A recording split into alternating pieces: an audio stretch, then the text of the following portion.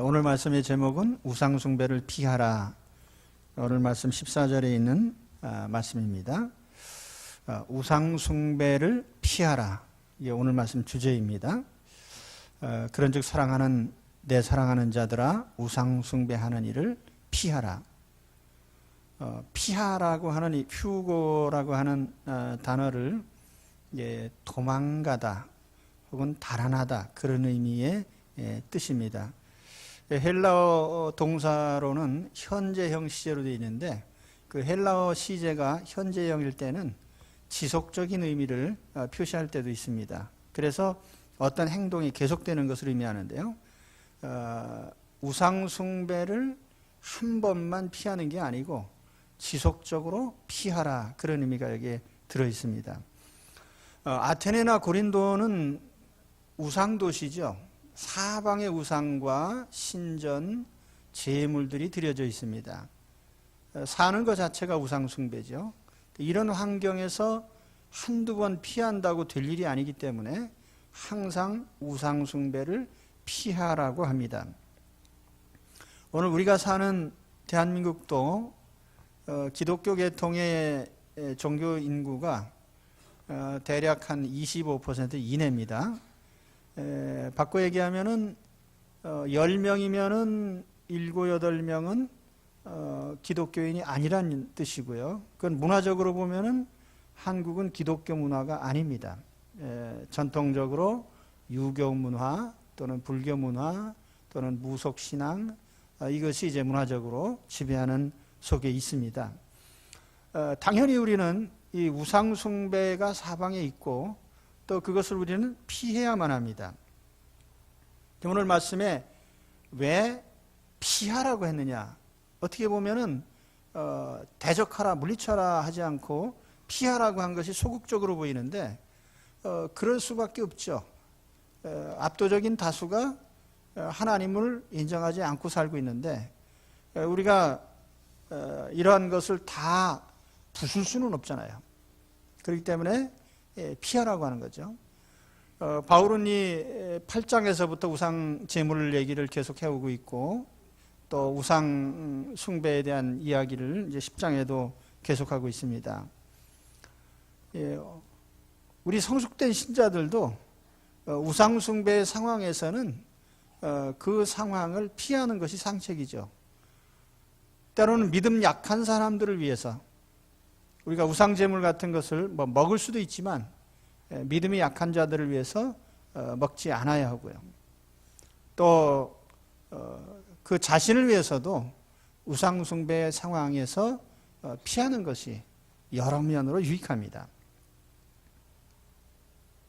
다음 절에 바울은 성찬에 대한 이야기로 다시 돌아옵니다. 16절에서 18절의 말씀은 우리가 축복하는 바 축복의 잔은 그리스도의 피에 참여함이 아니며 우리가 떼는 떡은 그리스도의 몸에 참여함이 아니냐.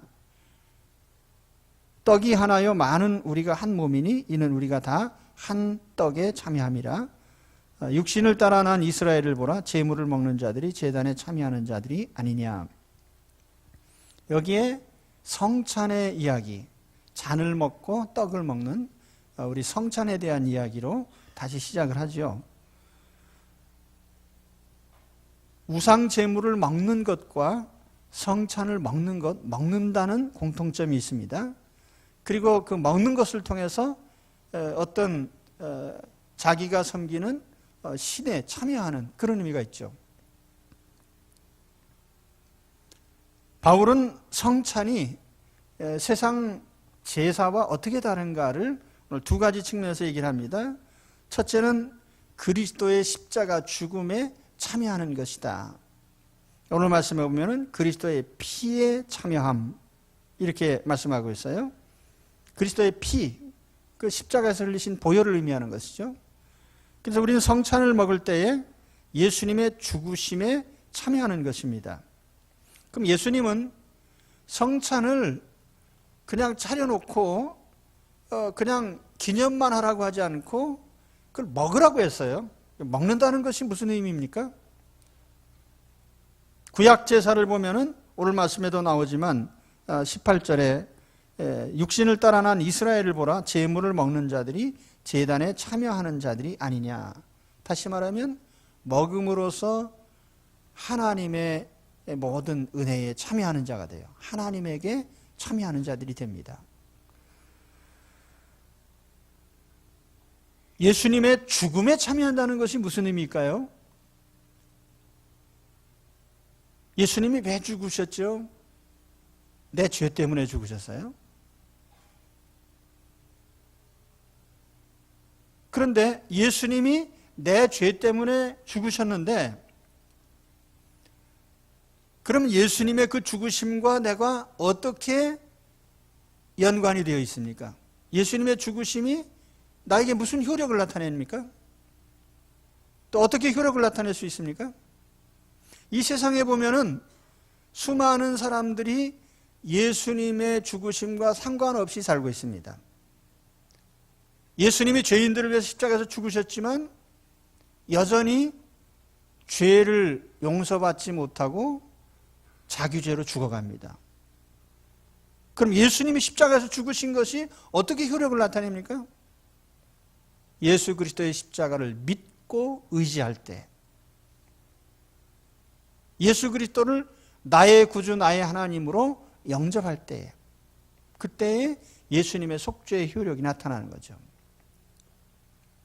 내가 예수님을 믿고 의지하지 않는 한 예수님의 죽으심과 나와는 아무 상관이 없어요. 그러나 내가 예수님을 믿고 의지하는 순간에 예수님의 속죄가 내게 효력을 나타내는 거죠. 내가 예수님을 믿습니다. 내 죄를 대신하여 십자가에서 죽으신 사실을 내가 믿습니다. 이 고백이 바로 성찬이에요. 예수님의 피를 마시고 살을 먹습니다. 그랬을 때에 그것은 곧 예수님이 내 죄를 대신하여 십자가에서 죽으신 것을 내가 믿고 의지합니다. 내가 주님을 인격적으로 받아들입니다.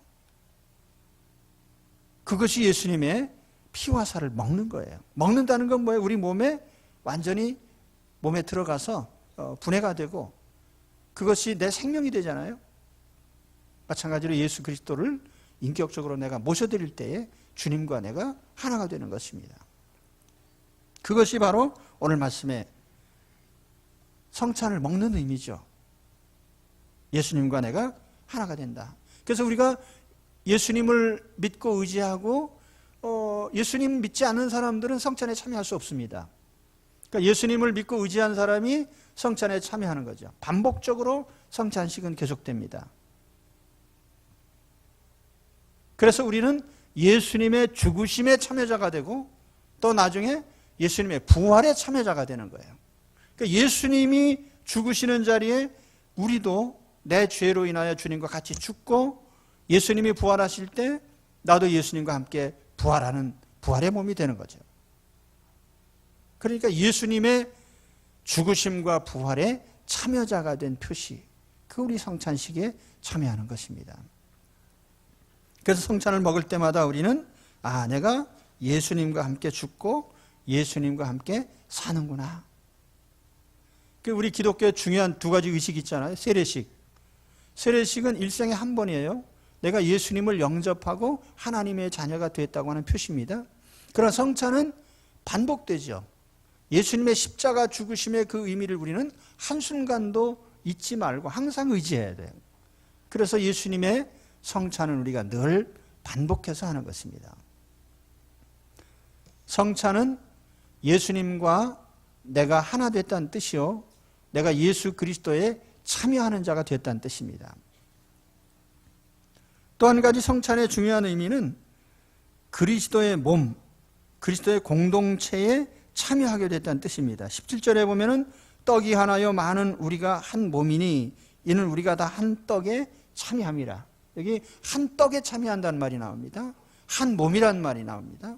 한 몸에 참여하는. 그래서 여기 몸이라고 표현된 것은 여기에서는 바로 그리스도인 공동체를 가리키는 것, 교회를 가리키는 것이죠. 하나님 백성, 거룩한 공동체. 16절과 17절에 참여한다는 단어가 헬라어로는 코이노니아입니다. 코이노니아.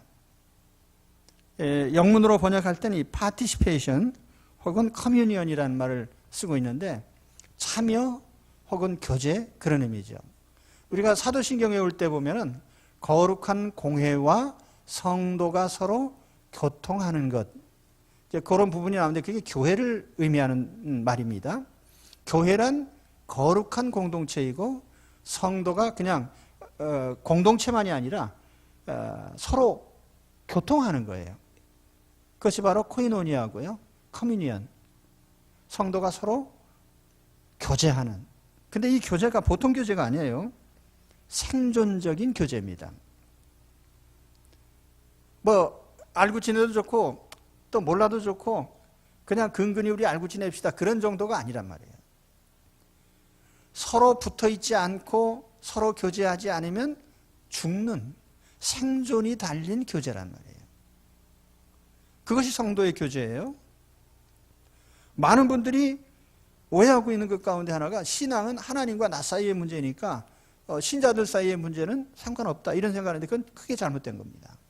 그래서 교회 밖에서 신앙생활을 하는 분들이 덜어 있는데 하나님께서 원하시는 것은 공동체입니다. 교회죠. 거룩한 공회. 물론 교회 안에 여러 가지 부조리도 있고 모순도 있고 하긴 하지만은 그러나 여전히 하나님은 하나님의 교회를 존중하시고 그 교회를 통해서 하나님의 백성을 인도해 가십니다. 우리 몸에 세포가 있습니다. 이 세포는 아주 작고 그렇지만 이 세포 그 셀 안에 하나하나가 굉장히 독립적인 체제를 갖추고 있습니다. 그래서 이 세포 안에 발전소도 있고 분해 공장도 있고 아주 의미 있는 것이 세포인데 이 세포가 하나 뚝 떨어져 나오면은 살 수가 없어요. 그러니까 여러분 좀 손이 예쁘다고 손보험에 든 분 계십니까? 예, 손시에 붙찍는 사람, 손보험에 들고 손이 너무 예뻐 내 손이. 그래서 뚝 잘라가지고 다니면 됩니까?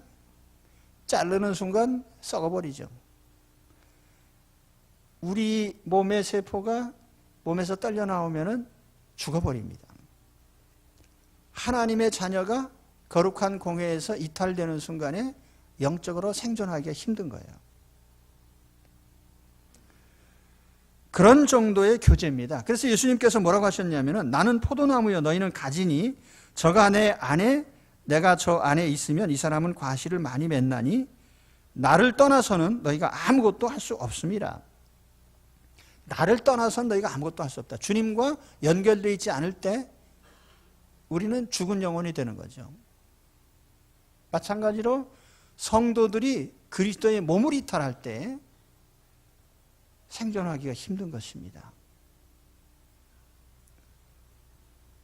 성찬식 때 우리가 떡을 나눠 먹습니다. 근데 본래는 한 덩어리에서 나눠 먹어요. 그리고 우리 성찬식 할 때 우리도 처음에 잘게 썰어서 이렇게 드리다가 친절하긴 하지만은 성경적인 의미는 아니에요. 그래서 우리가 한 덩어리에서 이렇게 뜯어 먹습니다. 예. 우리는 한 몸이라고 하는 그런 의미가 있거든요. 몸이 하나이요 성령이 하나이니 이와 같이 너희가 부르심의 한 소망 안에서 부르심을 입었느니라. 주도 하나이요 믿음도 하나이요 세례도 하나이요 하나님도 하나이시니 곧 만유의 아버지시라. 교회는 한 몸입니다. 만국 성도들은 한 몸입니다. 그래서 우리 그리스도인들이 흔히 착각하고 있는 것 가운데 하나가 지교회들이 제각각으로 생각하는 것은 크게 잘못된 거예요. 자, 우리가 여러 지교회들이 있는데 그 교회가 다 서로 붙어있는 한 몸이에요.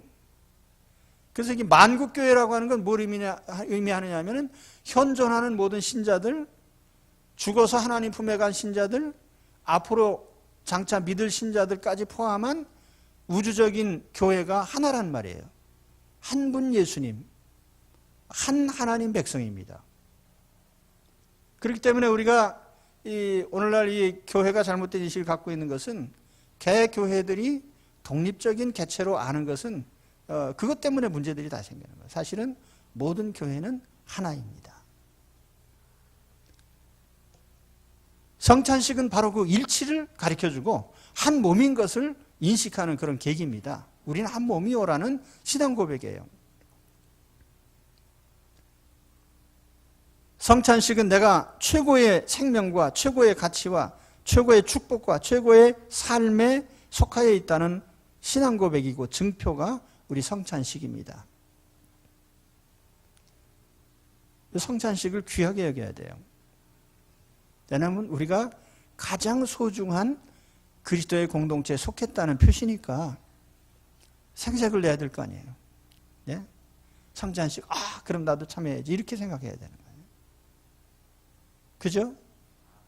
네, 우리가 세상에 회원권 많잖아요. 뭐 골프장 회원권도 있고, 뭐 헬스클럽 회원권도 있고 그런데 회원권 비싼 거 가지고 있다고 해서 청와대 가면 통과시켜 줍니까?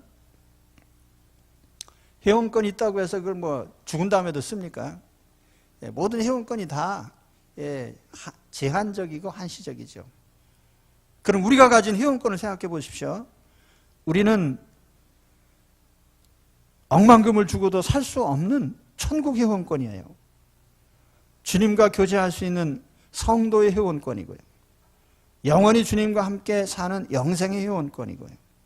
주님의 백성들과 모든 축복을 나누는 축복의 회원권을 가진 사람들입니다. 그래서 오늘 말씀에 바울은 성찬의 잔, 그것을 가리켜서 축복의 잔 이렇게 표현합니다. 축복, 율로기아, 블레싱, 축복의 잔이다. 우리가 축복하는 바 축복의 잔은 16절에 그렇게 표현하죠. 축복의 잔이에요. 성찬식은 우리가 엄청난 축복에 참여했다고 하는 표식입니다. 그러면 성찬식을 우리가 별러서 참석을 해야죠. 매월 첫 주에 성찬식 하는데 그거 정말 우리가 꼭 참석해야 돼. 왜냐하면 우리가 특별함을, 하나님께 특별한 은총, 특별함을 나타내는 것이기 때문에 또 하나님의 성찬을 통해서 우리에게 그것을 보여주십니다.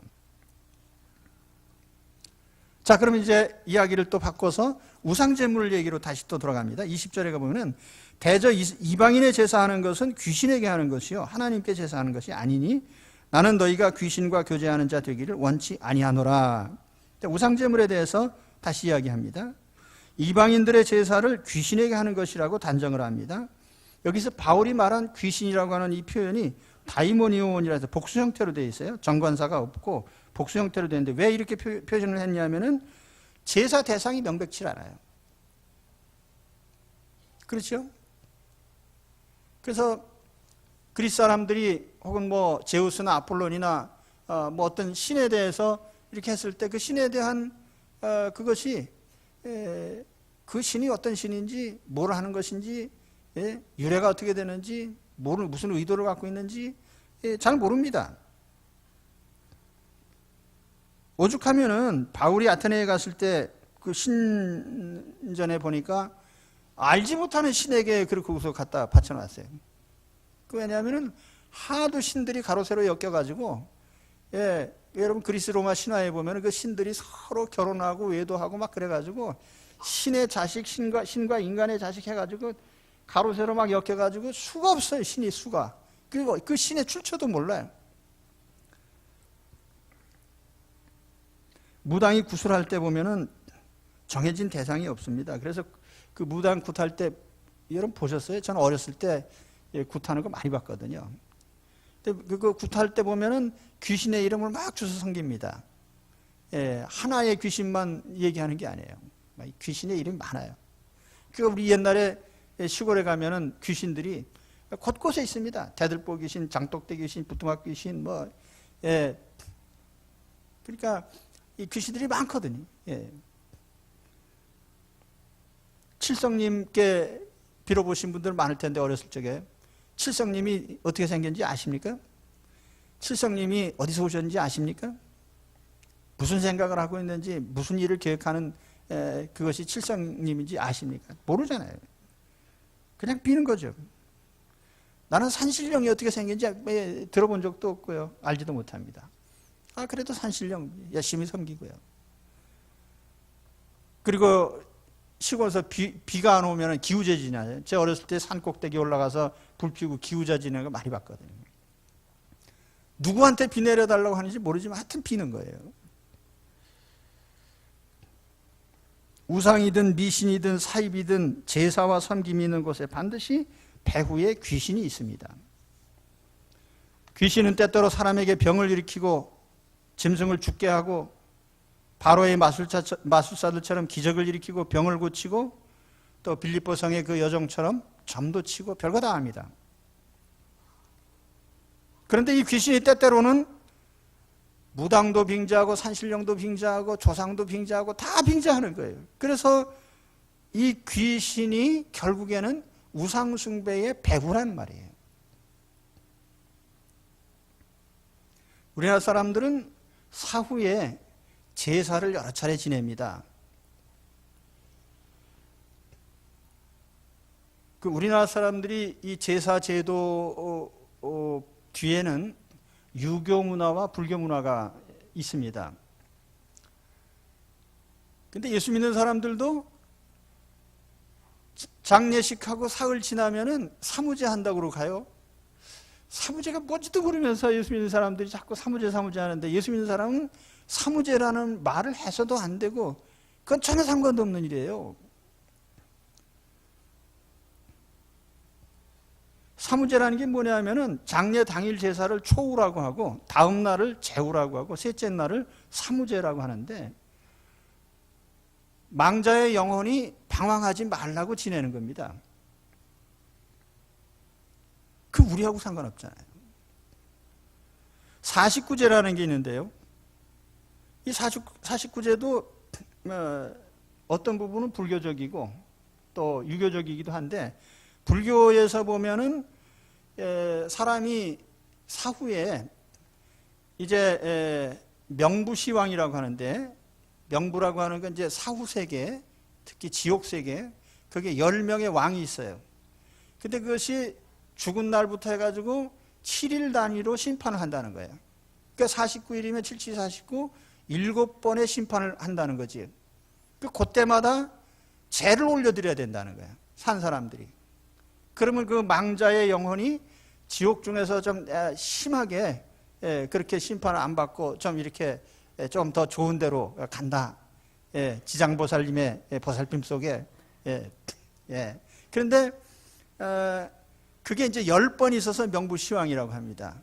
그래서 이제 49제 할 때 7번, 100일 때 또 한 번, 1년 때 또 한 번, 3년 차에 한 번 해가지고 죽은 사람이 10번의 그 사후세계 왕들에게 심판을 받는데 그때마다 잘 봐달라고 지내는 것이 그게 죄라는 거예요. 49제 알고서 하셔야 돼요. 예수쟁이들이 왜 사무제, 49제 이런 데 관심이 있습니까? 전혀 상관도 없는 거거든요.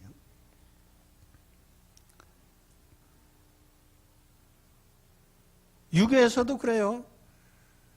후손들이 망자를 위해서 제사를 드리면은 그 죽은 사람이 나쁜 데로 가지 않고 다시 사람으로 태어나고 또 좋은 후손들에게 복을 준다 이렇게 생각하거든요. 근데 자 그러면 성경은 뭐라고 하느냐?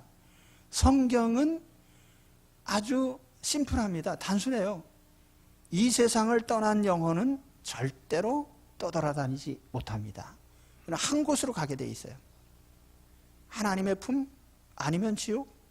하나님은 딱 정해진 처소로 가게 돼. 누가복음 16장에 보면은 나사로와 부자가 죽어서 정한 처소로 갔는데 절대로 오고 가지 못하죠.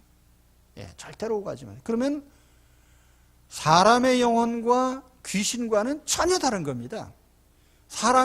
죽은 사람의 영혼이 귀신이 될 수가 없어요. 귀신은 사탄이 부리는 영들입니다. 사람은 사람이지 죽어서도 인간이에요. 사람의 영혼이 귀신이 되질 않습니다. 누가복음 16장에 보면은 심지어 지옥에 떨어진 조상이라 할지라도 후손을 걱정하는 한 인격체일 뿐이지 귀신이 돼서 후손을 해치거나 그럴 능력도 없고 그럴 위치에 있지도 않습니다. 그러니까 성경에 보면은 오직 우리가 살아있을 때에 우리가 잘 어른도 섬기고 해야지 죽은 다음에는 아무 소용이 없어요. 그래서 우리 그리스도 안에서는 죽은 사람을 위한 기도도 없고 죽은 사람을 위해서 행하는 의전이 없습니다. 그것이 이 지상의 원리예요. 그러면 이러한 이교도들이나 이런 사람들이 죽은 자를 위해서 제사를 드리고 이렇게 할 때는 누가 그것을 다 받아먹냐면 귀신이 받아먹는 거예요. 조상의 영혼이 오셔서 대접받는 게 아니고 귀신이 조상을 빙자해가지고 와서 다 받아먹는 거예요. 오늘 말씀에 그렇게 얘기하잖아요. 이방인들이 제사하는 것은 귀신에게 하는 것이다. 돌아가신 인격적인 우리의 가족이 아니에요. 패밀리가 아닙니다. 귀신이 빙자하는 게, 여러분 그 유명한 배뱅이꽃 아시잖아요. 배뱅이꽃. 예, 젊은 사람도 잘 모르지요. 배뱅이꽃 왔구나 그러면서 이은관 선생님, 그 배뱅이꽃이 뭐냐면 배뱅이가 젊은 나이에 죽었어요. 그런데 떠돌이 박수무당이 그 내력을 그 동네 사람한테 가서 다 듣습니다. 미리 듣고 나서 그 배뱅이네 집에 가서 배뱅이 죽은 혼이 왔다고 소리 높이 울면서 이제 시작하는 거예요. 이게. 그러니까 진짜 배뱅이가 온 줄 알고 온갖 대접을 다 하는데 속인 거죠. 근데 사실은 모든 이런 우리가 제사 지내는 그런 이면에는 여기 귀신이 와서 사람을 지배하고 받아먹는단 말이죠. 사람들이 얼마나 두려워합니까? 귀신을. 우상 숭배하는 사람들은 다 귀신을 두려워합니다. 사실 우상은 아무것도 아니거든요. 오늘 19절 말씀에도 나오지만 그런즉 내가 무엇을 말하느냐? 우상 제물은 무엇이며 우상은 무엇이라 하느냐? 그 우상 자체가 뭐 별거 아니죠.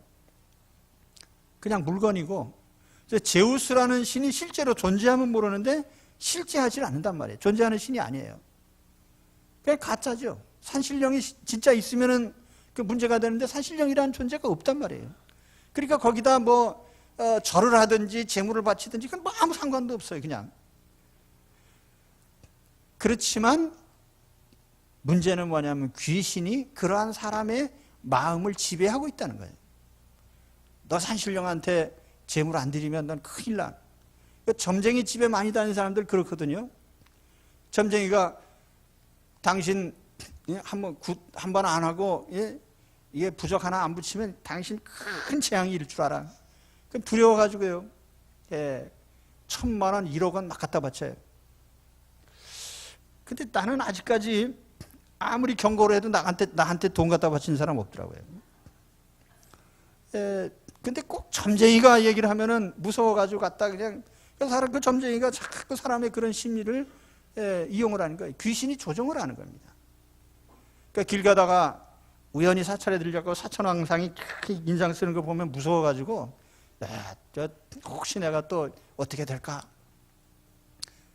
성황당 지나다가 돌멩이 하나 안 얹어놓고 그냥 지나가면은, 그래서 어렸을 때 우리도 지나다니면서 침도 뱉고 그냥 돌멩이도 하나 얹어놓고, 왜냐하면은 그 사람의 심리가 자꾸 매이는 거예요. 그런 악한 영들의 조종을 받으면서. 여러분, 예수 믿는 사람들은 자유인입니다. 어떤 귀신에도 매이질 않습니다.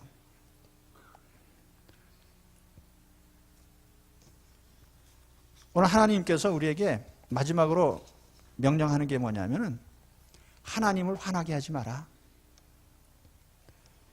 그래서 오늘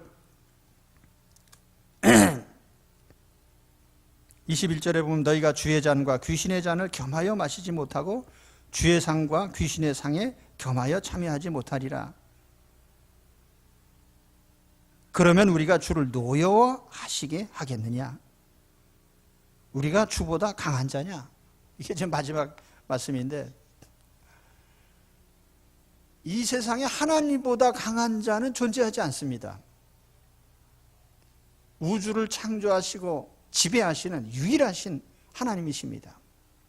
하나님에게 대적할 수 있는 존재는 아무도 없어요. 영적인 존재든 육신적인 존재든. 현대사회는 다원주의라고 하거든요. 다원주의가 무슨 의미입니까? 세상에 근원이 여러 가지가 있단 말이에요. 선도 악도 혹은 여러 형태의 그게 다 다른 근원이 있다는 거예요. 그런데 성경은 유일 근원만 말씀합니다. 유일하신 하나님에 의해서 우주는 창조되었고 유일하신 하나님에 의해서 우주는 통치되고 있고 인간의 역사도 한 분 하나님이 통치하신다.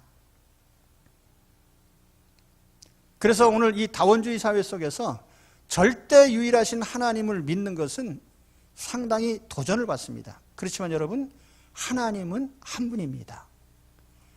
그럼 이 세상에서 누가 화를 내시는 게 무섭습니까? 귀신이 화내는 게 무서워요? 우상이 화내는 게 무섭습니까?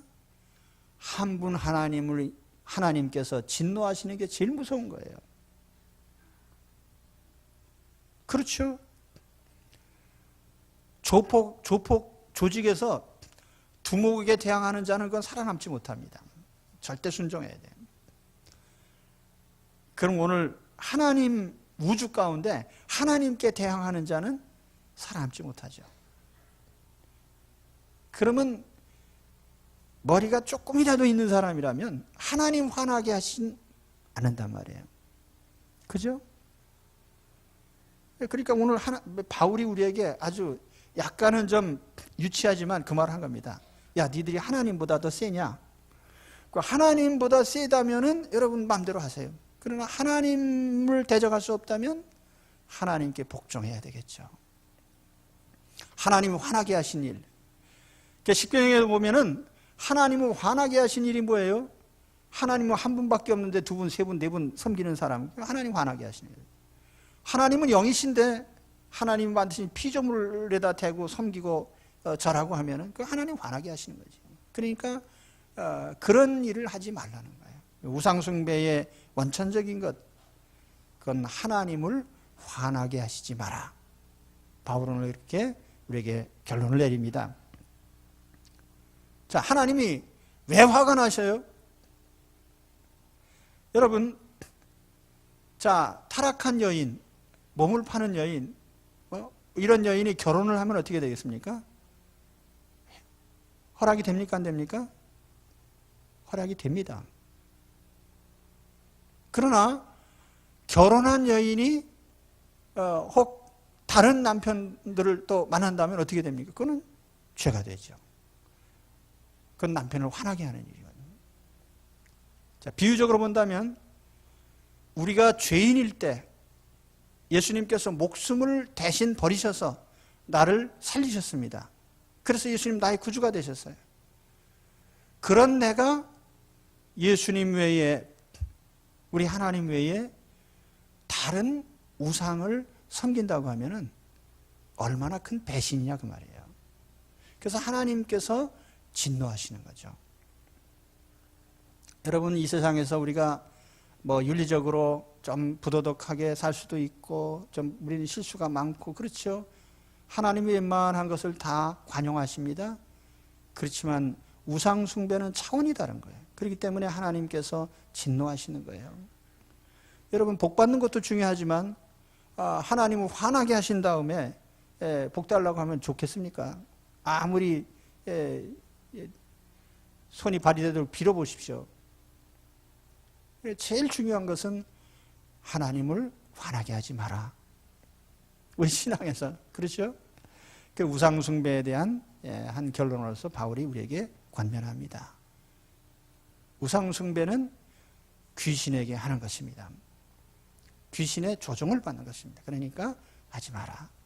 가짜라 할지라도 배후에는 악한 귀신들이 역사하기 때문에 하지 말라는 거죠. 우리가 그리스도 안에 있을 때 어떤 귀신도 우리를 절대로 범접하지 못합니다. 하나님이 우리를 지켜주시기 때문에요. 할렐루야.